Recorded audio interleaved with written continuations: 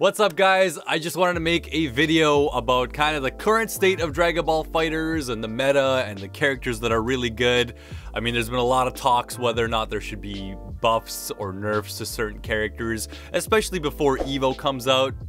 You know, I'm personally the type of person who likes to wait for this stuff and just to see games evolve, as you know, there's characters that always kind of come out of nowhere, especially because the game's only a few months old, like I mentioned. But I do want to talk about my personal 5 best characters in the game, and it seems like a lot of people have a similar list, but there's a few characters, especially talking about a few DLC characters, that I think are looking really scary, and I think they're going to stay here forever if the meta kind of stays the way it is right now. So let's get started with the 5 best characters in Dragon Ball FighterZ, in my personal opinion. So number 5 is a bit of a difficult one. I think it's actually the hardest choice. Goichi put like Android 21.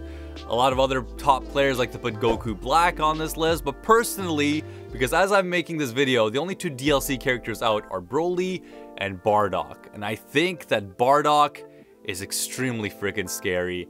You know, Goichi has a side team right now where he's playing Bardock, Cell, Vegeta, and his Bardock is just looking absolutely scary, and I think that as more tournaments happen, I think you're going to see a lot more of Bardock because of his sheer amount of just options and his speed, and the fact that just if you combine him with the right assists, he could do so much damage. I think that right now people are still kind of starting to show us the potential of the character, and I think Bardock might even eventually has the potential to move up to top 3. But for me personally, he's number 5 best as it stands. 21 and Goku Black are just right below that. I know Android 21 would probably be better than Goku Black if I had to nail it down at that point, but Bardock is definitely looking like a pay-to-win character as it stands. My number 4 choice is a character that a lot of people put at number 1 when the game first came out, and that is Android 16. Some players will still put him a little bit higher than number 4, but Android 16 has the normals, has the armor, has the setups, has the damage, but the most important thing that Android 16 has is the ability to always cause that hard knockdown. And I think he's the character that can set it up the easiest. You know, not only having to, you know, have the level 3 that you can also use mid-screen that leaves you in front of the character, but also just the command grab, right? The fact that you can always go for a hard knockdown setup, whether it's a cross-up, whether it's a meaty jab, whether it's a dragon rush, Android 16 can always keep resetting you, and I think unless they remove that hard knockdown and the easy way to do it, he will always stay a threat in the game.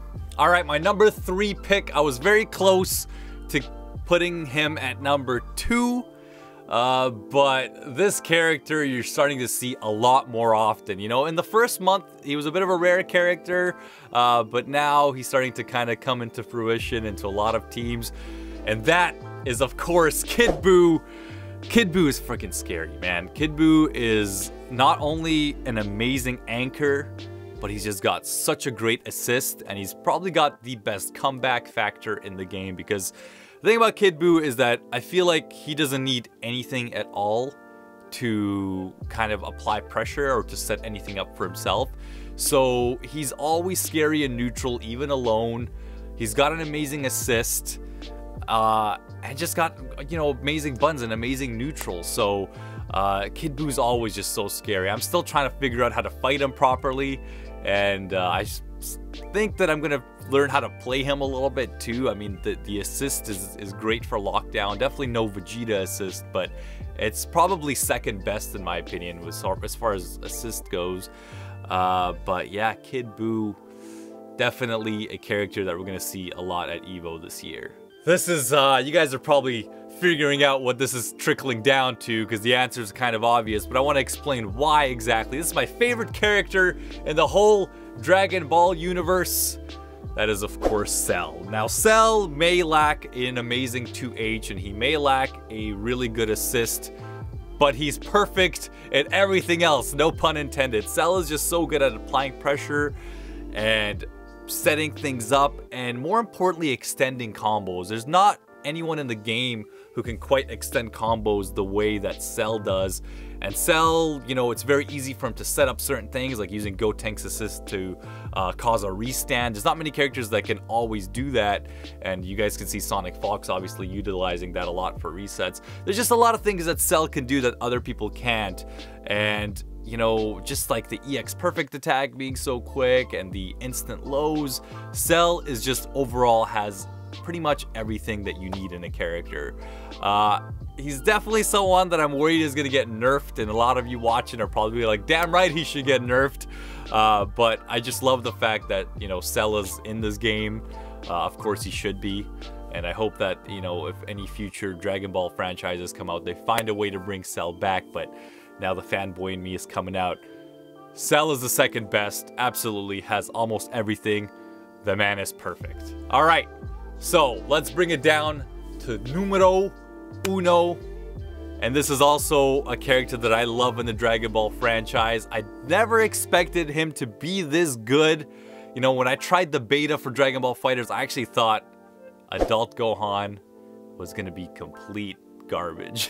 And, you know, after kind of learning the few of the moves and learning that you can just pressure with him forever, adult Gohan is for sure one of the scariest characters in the game. Just the fact that he can cover all tech options with his lightning legs, the fact that he can continue block strings forever, the fact that he's got, you know, just really good damage output once you optimize his combos. Adult Gohan's one of those characters that I look at, and the more I see him, I'm like, man, this character is definitely going to get nerfed to oblivion once the first like real balance patch comes out. But you know, I don't know, I don't want to call him an easy character to play, but he's definitely got, you know, everything you look for in a character. Definitely very tempting to play him at times, but I kind of just at the moment refuse to play Goichi's team. But these 5 characters that I've mentioned so far, I think are gonna stay in this top 5, in this top tier. No matter how much the game develops, I think they're gonna stay at least in the top tier. You know, I'm glad to see characters like Gotenks kind of moving up in the ranks, but they're definitely not top 5 level. Even like, you know, Piccolo, some people thought was gonna be a complete garbage in the first month, but it's clearly more of a mid-tier character with the setups and everything. And I would like to see it get played out a bit. You know, I think that even characters like Fat Boo have some potential as it goes on, and that's the beauty of this list. That's why I kind of wanted to talk about it, and I want to know what you guys think about kind of the current meta. Is, you know, how much is this game really going to develop from now on? Like, I still stand by the fact that I don't think the top 5 I mentioned are going to move too much, unless people find some ways to completely blow them up. But it's those lower ranks and those lower tier characters that are probably going to move up. You know, that when you start bringing it down to like the top, you know, 10, you know, and you really are thinking about number 6, 7, 8, that's when it starts to get difficult, right? Because then you can start putting characters like even Vegeta on there. Sure, he may not be the best character on his own, but the fact that he provides such an amazing assist, that alone kind of, you know, values him as a character overall. But guys, I want to know, what do you guys think? Let me know your top 5 down below. I know a lot of people's will be quite different. A lot of you guys are probably going to give me hate for putting Bardock so high, but I seriously think that you guys are going to see him a lot more as the tournaments keep coming into play more often. But yeah, I think I stand by this. Even putting Cell at number 2, some people might be against. But hey, this was my list. You guys give me yours. Tell me why I'm wrong. If you guys enjoyed this video, feel free to give me a like. It helps my channel out a lot. I love you, and I'll see you all with some more Dragon Ball content real soon.